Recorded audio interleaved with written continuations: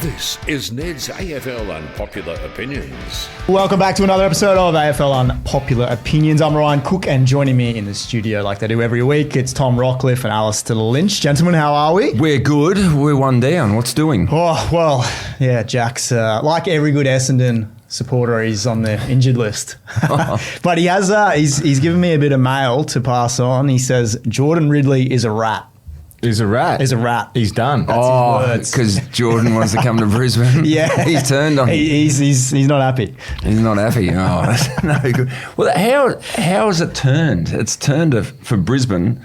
It's a destination club. Whereas, what was it, 8-9 years ago? Everyone was walking out. Geelong 2.0. Well, how are you fitting them all in?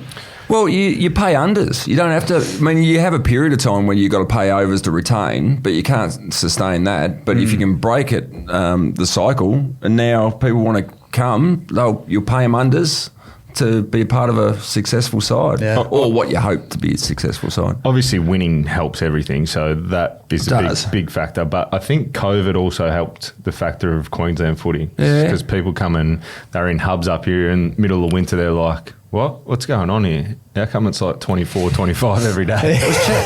Who was it? Was it St Kilda? Who was it in Noosa? I think it was St Kilda. St Kilda, I reckon. Yeah, so 120 days in Noosa. I mean, how good? That's where Dimmo met his now wife, isn't it? I'm not going to go down that path. Back off the top. Yeah, fair enough. But yeah, I mean, it's got a lot of good factors to it, and a lot of people. I think even Zorks is one of them that has credited the warmer weather. Like, it's easy to get up for training, it's easy to get up for games, and as you get older, Did I think you even find that? Hodgie said it. Well, I sort of left at the wrong time. I left when I was 26, 27. I found that. Well, I came up here at 26. Yeah. No doubt. I remember we used to train for Fitzroy at the Albert Oval in South Melbourne around the lakeside. Yeah. And I know my hands, who, as we do, we break away our fingers. So there's arthritis even in the mid-20s. Yeah, that's right, that whole thing. But in mid-20s, remember hands being sore at training. 6 o'clock on a winter's night in Melbourne compared to training by time, because we went full-time as well. You train 3 o'clock, 4 o'clock, 17 degrees, no breeze. You actually feel like training and you feel like catching the ball. So it does make a difference. Massive, I reckon. Even now, when you go down, like if I went down, obviously, to play that Legends game. We're going to talk about that. And we'll get to that. But going for a run is so different in Melbourne compared to Queensland. Like just 9, the cold air you're breathing in. I'd imagine. Your body, like your knees ache, your Achilles, everything down in Melbourne. We're up here, it's just a bit warmer. Yep. How is the body after the Legends game? Body's not too bad. Lynchy's mate got me in the first one. Fev. Oh, did he? Cleaned me up, and my neck is cooked. You're like Sylvester really? Stallone. You can't turn around. Both just aches both sides. So I took that intercept mark, and he just dropped the shoulder in and made sure I felt it and earned it, and it hasn't come good. Anti-inflams, you getting into them? Had some anti-inflams and some painkillers as well, and then I did me string in the second quarter. So I was just around, just real light. I was chasing Dalhouse and then just went bang, and I was like, "What am I doing?" So we'll take us on to that. I'm going to watch it this afternoon actually, but was there many that took it too serious? Mitch Robinson, another one of your boys. Noticing a trend here. Fine Tasmanian, great man. There was a few. Well, Fev tried to kick 15, and Fev told Mitch to pull his head in, and it was only a charity game. So if Fev's telling you to pull up, you're probably Oh, really? You've gone too hard. So Mitch cleaned up Boomer, took him down, and then he obviously got Dave Hughes as well. So Dave Hughes ended up in hospital. Talk to me about that. I want to know more about the Dave Hughes angle. So was it Mitch Robinson hit? Nah, so he got 6 or 7 hits. So Croft, probably Croft's fault. He circled him in the pre-game meeting as a bit of a joke and said, make sure that Dave Hughes never plays this game again. As a joke, obviously. As a joke. That's what I was curious. Is it a joke or is there something more to it? It's got to be a joke. Yeah, I didn't know. It was a joke, but when you say it to footy boys and then you're out there, it's a few boys took it literally. So Jolie Paffel, first opportunity, smashed him in a tackle. Then Embley got him on the wing. I think that's the incident that actually broke his ribs. And then he went in the ruck. Gorringe got him. I saw the Gorringe one. Threw the footy, then he kicked the goal. And threw the finger up too, mind you. And then Robbo cleaned him up after he kicked the goal. It was, so poor old Dave, he was no good. And did he play to 3/4 time? He kept going and was there, and then went to the after party, and then I think about 3 a.m, he was like, I'm no good here. I've punctured a lung before as well. It was the most painful thing I've had happen to me. So he... Yeah, off to hospital, but it was good. I mean, they raised $1 million. That's incredible For prostate. Wow. There was 31,000 there. I think it cracked 1 million views or really high. Did they say? I heard this morning they were talking about 2 million people watched it. Yeah, so I think it was.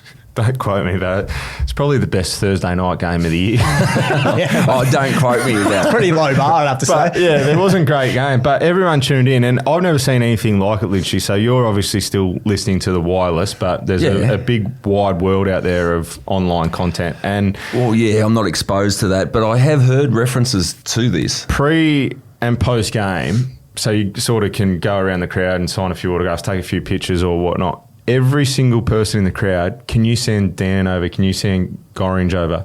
I couldn't believe it. So you've got some of the best players ever to play AFL footy. Gary Ablett Jr., Luke Hodge, Nick Rewell. Everywhere you look, there were superstars. Feb. They just wanted Gorringe. Because of his platform? Because of his platform. So he's on social media. He's got a podcast.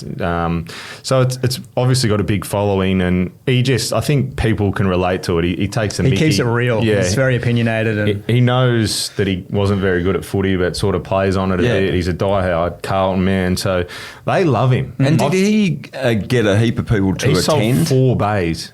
Which Seriously? was through the roof. A massive effort. That's great. Outstanding, but it's crazy to think that. I just would never have thought it. There's superstars everywhere. You'd think that the kids would want them, but no. We were saying before we recorded that it was a rare year where you had so many superstars under 40, like Cyril, yourself, the list goes on.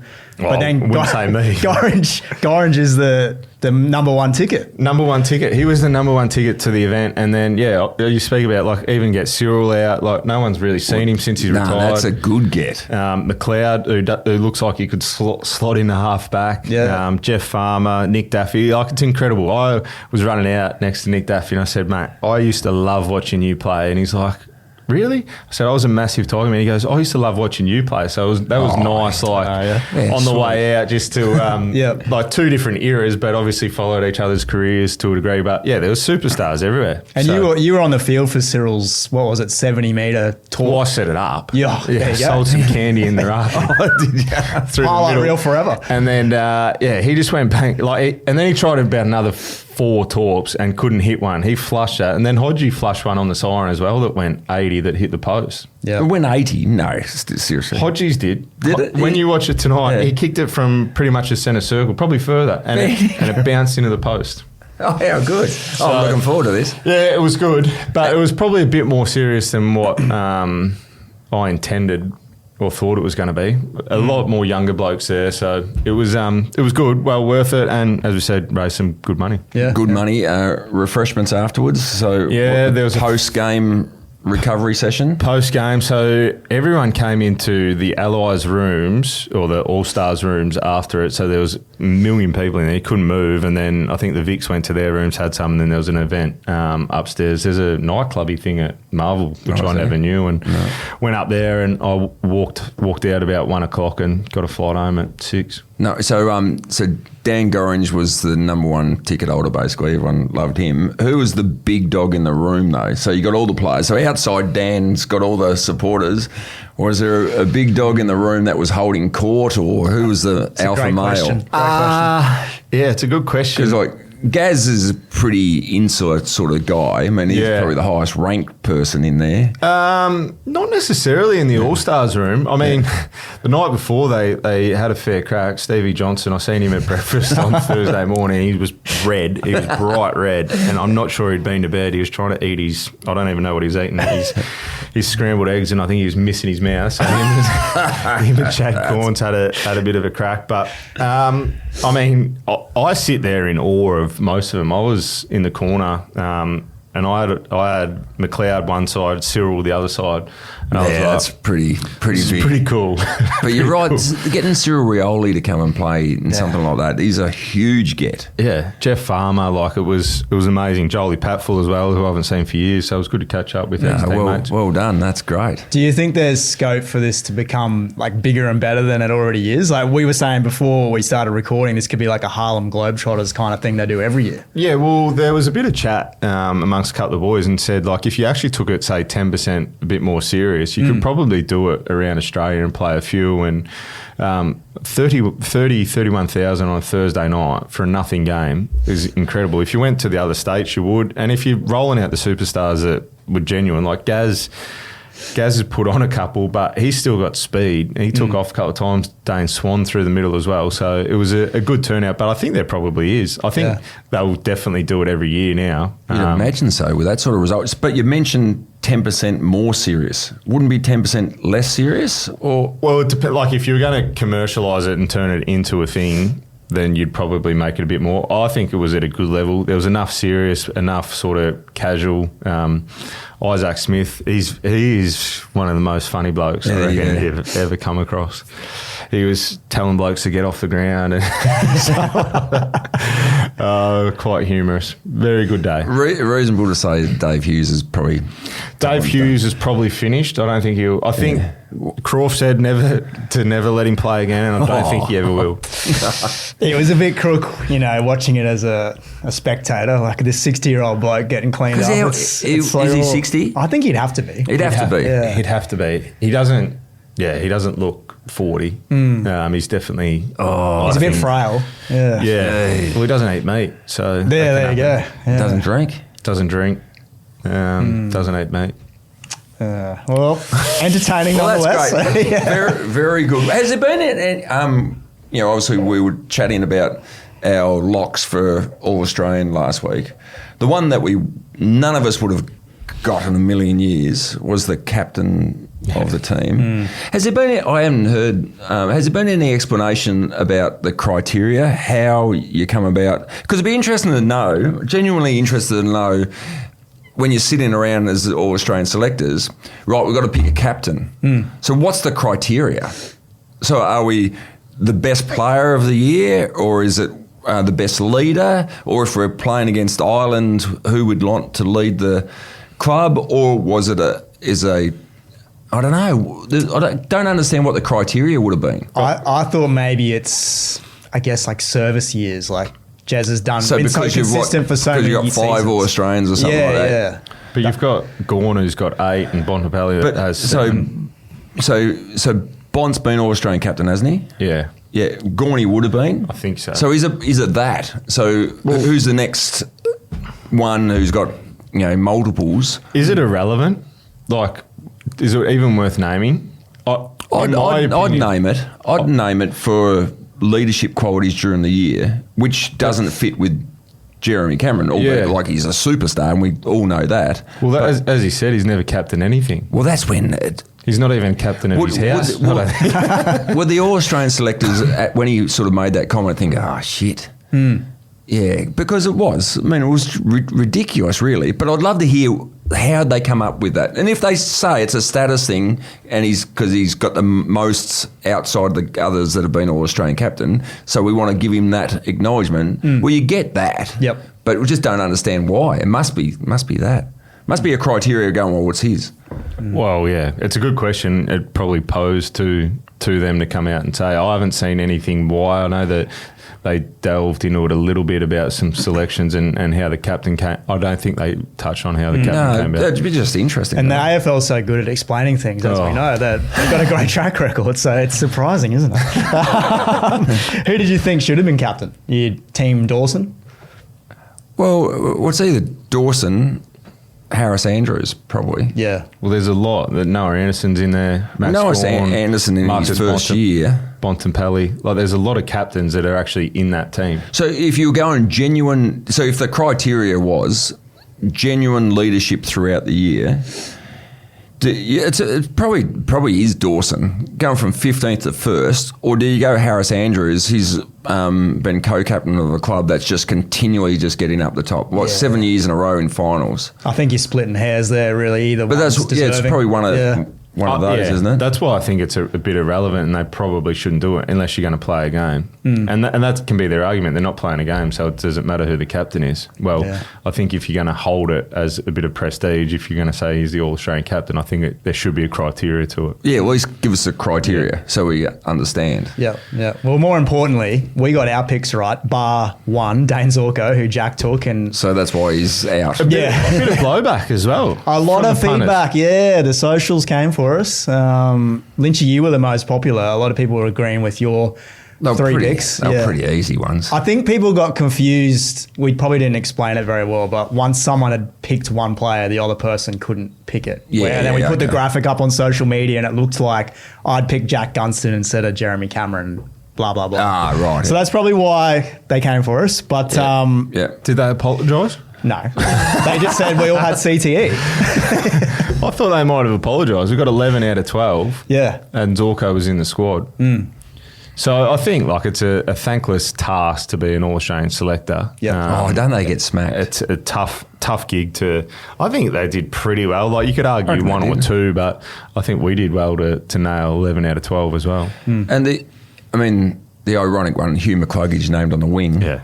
After he should have been about 4 times in a row. Yeah. And he goes inside. Hasn't spent 1 second on the wing. That'll change when Rocky comes in the selection committee next year. Speaking of feedback, do you get a little bit of feedback on the Scott Pendlebury? Yeah. Too slow?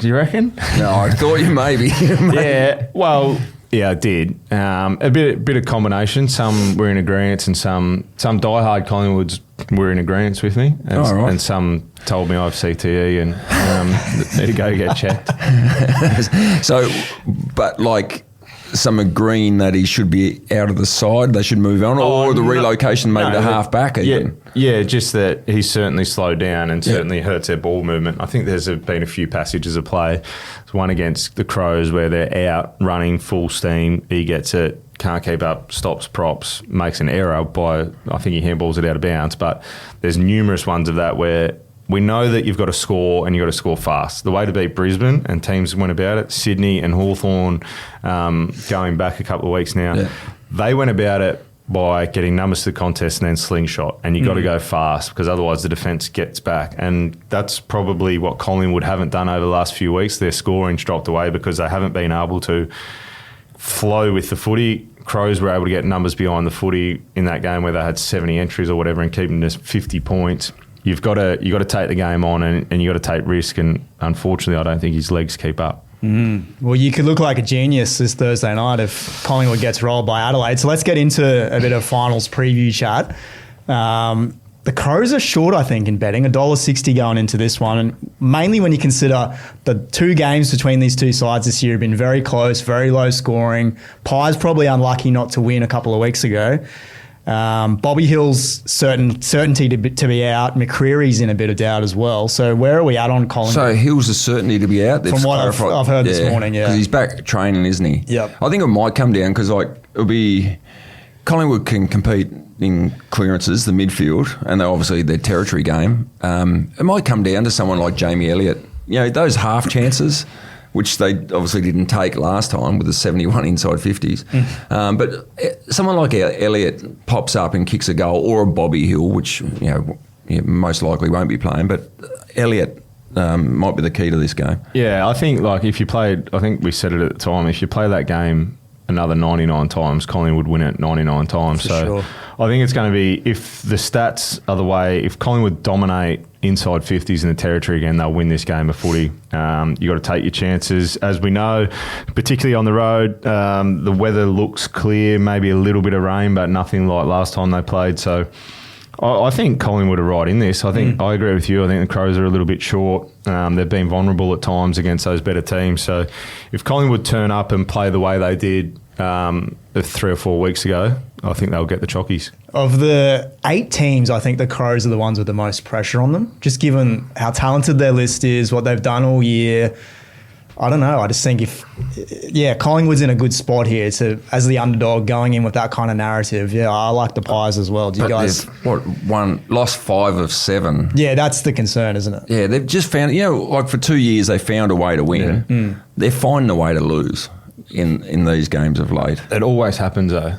So people will go, oh, the record is they've won 9 out of 10 by under a goal. Over a 3-year period, it always evens out to be about 50-50. And for whatever reason, teams have worked it out. So against Collingwood in those close ones. But So you're tipping Collingwood?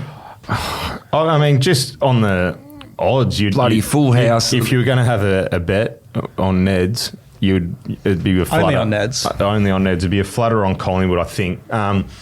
Crows, I agree with you. Crows probably have the most pressure in the fact that they've finished on top. They get this done, home prelim final, walking in the grand final. Hard to beat at home.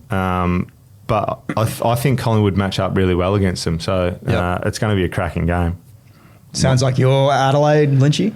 Leaning Adelaide? I don't know. I seriously don't know. Yeah, it's tough.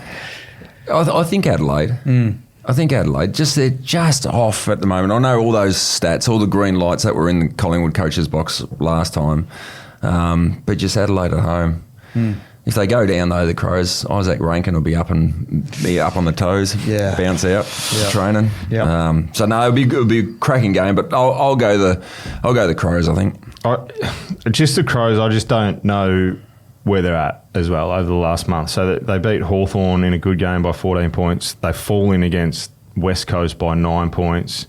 They fall in against Collingwood in the game that they should have lost, and then they win by 2 goals against North. It's not a great form line either.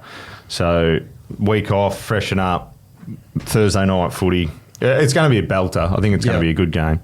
Do you guys know why we're playing a game on Thursday night and not Sunday? I know we probably talk about this every year, but is there a reason why the AFL goes, all right, first round of finals, Thursday, Friday, Saturday? I think it's always been Thursday from memory. It has for the last year, however long. But do you guys have a reason? I genuinely can't think of one. Well, yeah, because you're going to have a 6-day turnaround if you play on a Sunday. Then you go to Friday and Saturday. So you're potentially going to have a team that has to go a 5-day or a 6-day turnaround. Right, okay. So I think the minimum for finals, I think, and it's fair, is a 7-day break. So if you play on Saturday, you're going to have to back up on the next Saturday. So the 2 elimination games, although one team's going to have to back up on a 6-day turnaround. Which may be half a reason why they have the bye pre-finals. But I still think... I reckon that's next year. I've been on about a couple of years, but I reckon next year we'll get sacked. It's got to get sacked. With Greg Swan going in there as well. Yeah. And I think he's pre-finals bye. Just give the advantage to the top clubs. They've earned it over a long period of time. And I just think your marquee game of the year is the one where we should freshen players up. Yep. Get past the CTE, get the Brownlow done, and build up to the big grand final and community round. Every grand final around the country have it on that bye weekend of before the grand final. Yeah, I think you're onto something there, and you've been beating that drum for it hasn't worked, so years, I keep saying, well, maybe next year. Let's move on to Cats Lions. We've done this one plenty of times before. Bit of a bogey team for Geelong. Jack weighed in with his other hot take through the messages. He thinks the winner of this goes on to win the flag. I don't know if you guys share those thoughts. I think Brisbane are the number 1 seed, and I'm actually blown away that they're the outsiders in this one. I think they'll go down there and get the job done. Geelong, it's hard to get a line their form up. They haven't played anyone for a long period of time. So are they going as well as we think they are, or are they not? They've played a lot of bottom teams over the last... I think it's 6 or 7 weeks in a row. They've played no one inside the 8. So I don't think Brisbane hold any fears taking on Geelong. They went down there, got them done on their home deck, which they haven't done for 20 years. They got them in the prelim last year. So I think they match up really well against the Cats. Lachie Neale comes back in. They look really balanced. Berry back as well. So the only thing, Brisbane will beat themselves in front of goal. That's the only thing that will happen.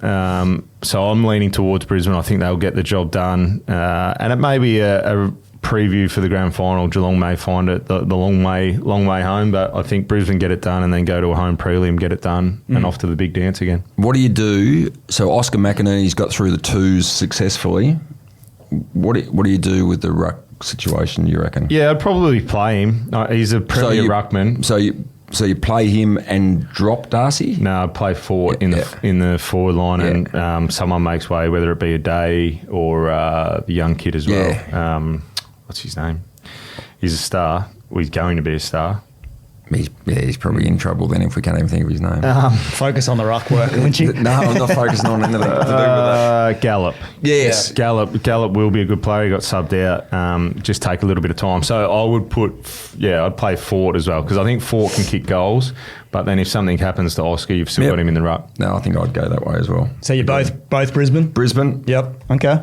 Let's go Giants Hawks. I think this one could go either way. I don't know if Jesse Hogan's playing. That's going to be the big watch. It will be a watch because he's had a few weeks out and it's been troubling him for quite a while. Now, didn't I hear over the weekend or late last week, so the screw in his foot is causing the pain. Yep. So if it's just a pain issue, he might play. He wouldn't be close to 100% though. That's the thing. Even if he does. Provides a good target. I think he gives him a target out of the goal square. It'll be a good game. It'll be a great game. With you, Ryan. I can't.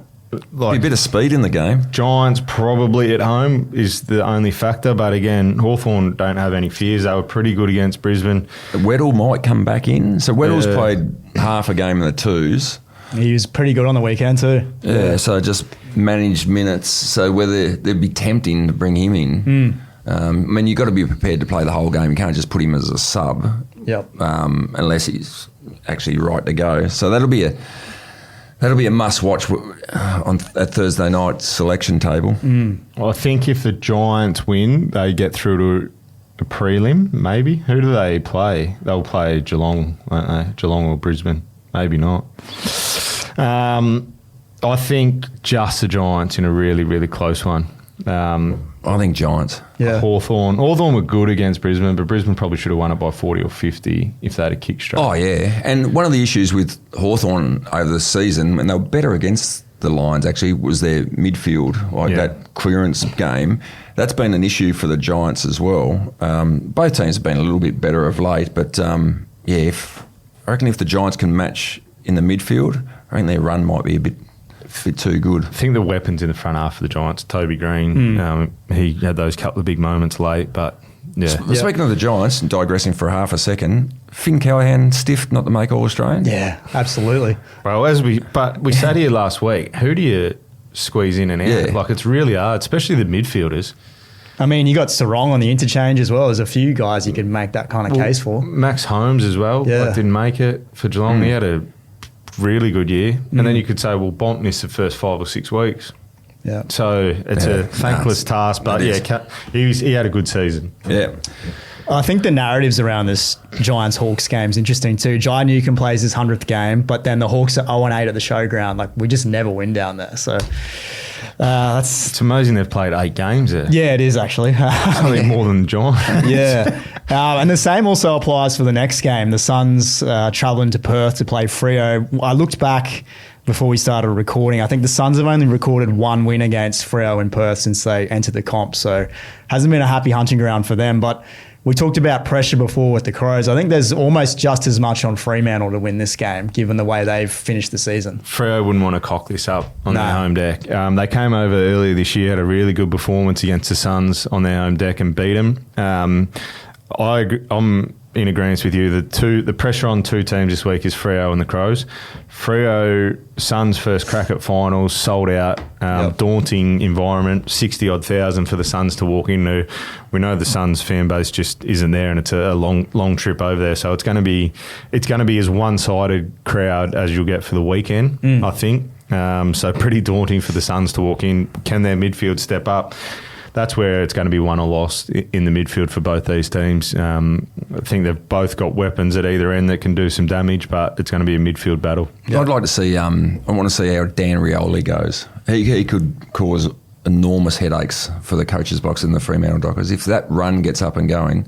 But yeah, you'd think they're well drilled. Freo at home. Big task, but how exciting for the Suns. I mean, they should just love that. Dimmer will probably play on it. There won't be any supporters here for it. It'll be family and friends and that's it. Yeah. How good to the opportunity to try to quieten that crowd Like if you kick a goal and and hear bugger all, that's what you sort of crave as an away player. So, yeah, massive task for him, but exciting. First finals game for him. Are you worried at all about the fact they don't have any finals experience? Aside from Dimmer, he's got plenty, but the players, not so much. I think you just got to go with it. Just try and convince them that it's another game. They're going to know it's not. The build-up's going to be different, but... what is it? It's going to be 5:35 local time, so good afternoon game. They're just going to have to go for it, take the game on. I think that's the most important thing for them. See them, the last couple of losses that they had, particularly on their home deck, they got a little bit against, I think it was the Giants and against Port Adelaide. Sorry, they just played a little bit safe. Yeah, and they looked like they had no energy. Yeah, so that I think conversely, because he plays safe, you go long down the line. They got a slingshot, get to the corridor. That's when they're at their best. Go long out of defence, get numbers to the contest, and then cut up the opposition through the corridor. If they do that, that's when they look energised. They look like they're full of run. If they go long down the long line, Freo are saving all their energy in defence, and then they'll slingshot you the other way. So. And they don't have the long down the line key forward, do they? To sit under the ball and try to wrestle the ball to ground. They don't have that. So they've got to move the ball quickly and hit the leads. Do you read anything into the Suns playing last Wednesday as well? Does that help them? I mean, it wasn't a full game of footy, to be honest, but fresher legs or nothing at all? Nah, I wouldn't have thought so. I think it was... what a shambles that was. Yeah, it was just... I mean, they needed to get it done earlier in the year, but... Good confidence booster for Real and Anderson. Yeah. They may win the Brownlow off the back of that. Real was stiff to miss out on All-Australian as well. I think he's on the bench, but... Oh, he's benched. Yeah. He's on the bench, yeah. So it doesn't matter. He's on the bench. Yeah, that counts. Still gets the jacket. So King didn't get in, did he? No. So is he stiff? He's kicked 69. So he's 7 in front of anyone else and second on the Coleman. So Thilthorpe was the one, so at full forward. If you're picking a player to play full forward for you off the wall now, who are you picking? Well, he kicked 14 more. No, but who are you picking? Sam Darcy. Right. Yeah, but it's not about who you're picking off the wall. It's about the year they've had. Yeah, but the year ahead's not just about goals because he's been bloody. Forward it is, isn't it? Nah, 69 to 55. But yeah, I didn't mind it. I mean, he should feel a bit disappointed, but it's more than just kicking goals. And I think it's what we're talking about, the long down the line stuff. Thilthorpe's very good at that. If they want to bail out kick to a contest, he had a good year. I'm not taking anything away from him. No. And yeah, he should quite understandably feel a bit flat that he didn't get in. But it's a hard decision, isn't it? Tough gig. It is. Before we get out of here, a couple of questions. First, which team do you think goes out in straight sets? Straight sets. The Pies are showing that form. I think the top 4 will be in the prelim. Okay. So I don't know. I haven't got it in front of me. I don't know which way it's set up. The loser of Geelong Brisbane takes on the winner of Hawthorn. Yeah, that'd be right. Hawthorn Giants. So I think, unfortunately, you'd almost pick the Giants outside the top 4 to get to a prelim, but if they run into Brisbane or Geelong, I think they may come up short. I think if Collingwood lose, I think it's big ask for Freo to go to Melbourne or the Suns to go to Melbourne and beat them, or conversely go to Adelaide and get it done. Yep. So I don't think there'll be a straight setter. I think the top 4 will get to the prelim. No straight setter. That's kind of boring. Well, there may be. Like, if you wanted me to put my hat on and stir them up, the Adelaide Crows That's straight what I was sets. asking for. That's what we pay you for. Adelaide straight sets would be ideal. Yeah. Don't get me wrong. As a Port player. As a Port man, it'd be ideal for the Crows to go out in straight sets. Yep. And hopefully it does happen. Lynchy, the teams outside the bottom 4, so the Giants, Dockers, Suns, Hawks, of those 4, who do you think, I guess, is the most dangerous that could potentially go all the way, do you think? Giants, I reckon. And so they need a bit of luck with injuries, so whether they bring them in this week or not, and again, obviously, if they progress. But if you can bring Brent Daniels back in, so Josh Kelly as well, Hogan, So Stringer will play, but if those other three, Kelly, Daniels, and Hogan, if they can come in this week or the next week, I think they could go deep. Yeah. They got some talent. Oh, actually, Buckley's the other one. So you imagine Buckley comes back in. He's a huge inclusion. I'm wrong. No way. I'm wrong. So the loser of the Crows and Pies take on the winner of the Giants and Hawks, which is a bit stiff. So if you finish 4th and lose, you've got to take on the team that finishes 5th. It's a bit wrong, isn't it? And if you finish top, you've got to take on the 5th team instead of the 6th or 7th. So I think the Giants will slide through. I think the Giants will beat the loser.